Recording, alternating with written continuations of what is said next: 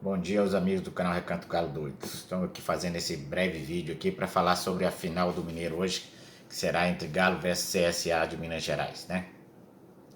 Eu acho que assim, para começar eu vou dar minha escalação provável que eu acho que vai ser aqui, né? Seria o Everson, Mariano, é, o Nathan Silva, o Hever e o Arana. Um quarteto no meio de campo com Alan, né? Ali de primeiro volante, depois Zarate, Jair e o Nacho. E à frente o Hulk e o Keno. Então seria ali um 4-4-2, principalmente nas fases que a gente fala mais ofensiva e também na fase defensiva, né? É, eu acho que a gente tem que falar a respeito do favoritismo do Galo. Se vocês observarem a capa aí do vídeo que eu fiz, é uma balança, né, pendendo em direção ao Galo, né? Por que isso? Porque assim não há como negar. O time do Atlético realmente é bem superior ao time do Cruzeiro, né? A gente sabe que se fosse um campeonato que tivesse 10 jogos entre Atlético e Cruzeiro, provavelmente o Atlético ganharia 8 a 9 desses jogos.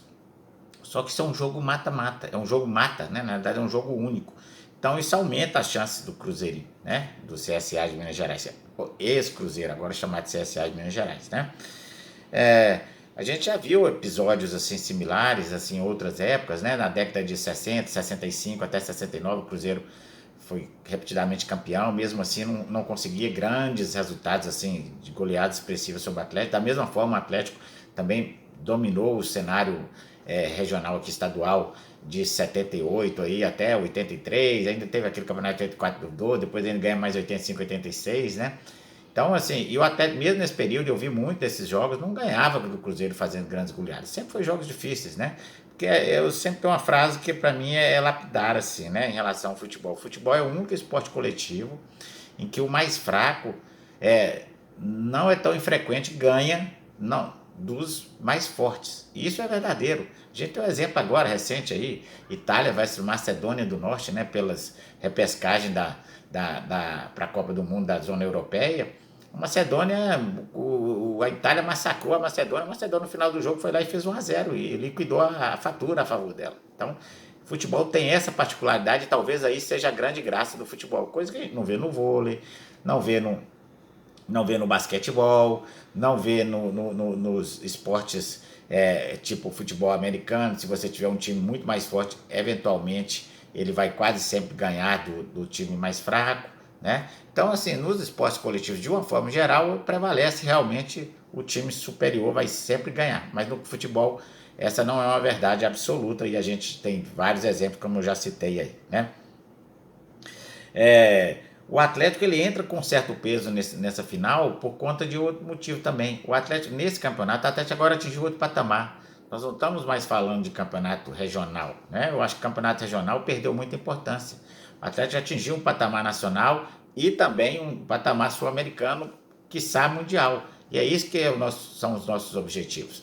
Então o Atlético só tem a perder nessa disputa. E o Cruzeiro só tem a ganhar. Porque se o Cruzeiro perder é natural, a torcida aceita, o time é bem inferior mesmo e a torcida aceitará com naturalidade.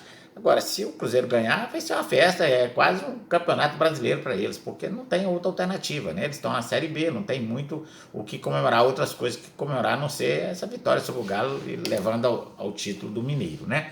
Talvez seja o único campeonato que eles possam ganhar esse ano aí. Mesmo sendo um campeonato que a gente, hoje em dia, acho que está cada vez mais sendo considerado um campeonatozinho bem fraco mesmo, né?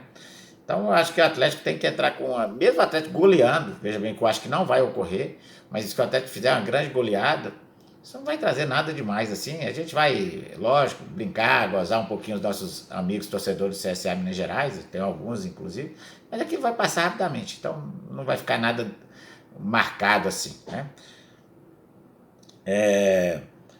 Outra coisa que a gente tem observado também a respeito, a gente pode comentar aqui um pouco, é a pressão que, que o time de lá da Lagoa tem feito sobre a arbitragem, né? Queixando muito, falando que o Galo está sendo ajudado pela arbitragem, que tem muitos pênaltis a favor. Óbvio que o Atlético tem muitos pênaltis a favor, porque eles existem.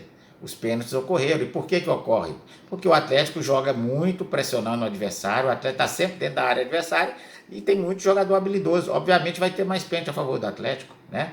Mas a gente não fala, eu não vejo falar a favor dos pênaltis a favor do Flamengo, dos pênaltis a favor do Palmeiras, que tem mais pênaltis que o Galo já nessa temporada. Então essas coisas assim, é só uma pressão, é aquilo tentar criar uma mentira para ver se torna uma verdade, né? Isso quem fazia muito era ministro da propaganda política do regime do Hitler, né, o Goebbels, que fazia isso. A torcida do Cruzeiro está querendo criar essa mesma narrativa, né? Uma retórica que não cabe mais hoje, acho que no futebol, né? Ou pelo menos não deveria caber mais, né?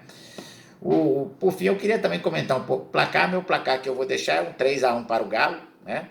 Acho que não, como eu falei, não vai ser um jogo assim que a gente vai fazer goleadas, mas eu creio piamente que nós temos plena capacidade de ganhar do CSA de Minas Gerais. E digo mais, se o Atlético fizer um gol nos primeiros 15 minutos, que vai obrigar o Cruzeiro a sair um pouco mais, né, a gente pode tornar esse jogo mais fácil. Veja bem que no jogo anterior, que a gente ganhou 2-1, já virando no finalzinho do jogo, o que ocorreu foi que o Atlético teve grandes chances, fez uma pressão inicial muito grande, teve grandes chances e não converteu em gol. E isso acabou fazendo que o Cruzeiro até diminuiu o ímpeto, o Cruzeiro cresceu um pouco, chegou a fazer 1-0, mas a gente virou, né, para 2-1 o jogo, no finalzinho já do jogo. Então essas coisas até tem que ficar atento, não pode deixar achar entrar de salto alto, o jogador não pode achar isso, né? A torcida a gente pode achar esse favoritismo, mas o jogador tem que entrar sabendo que aquele jogo está 0-0, está começando 0-0 e tem que fazer um jogo de alta intensidade. O Turco tem que deixar claro para os jogadores que ele tem direito a 5 substituições e que ele pretende usá-la durante o jogo para manter essa alta intensidade. Então os jogadores não ficarem se preocupando em poupar, né? Eles podem dar tudo deles naquele momento enquanto eles estiverem em campo, porque tem um substituto à altura, né? Coisa que o CSA de Minas Gerais não tem. Não tem nem no time titular, muito menos no banco, né? Então é isso. Vamos aguardar o placar aí e ver o que vai dar isso aí. Um abraço, bom dia, gente.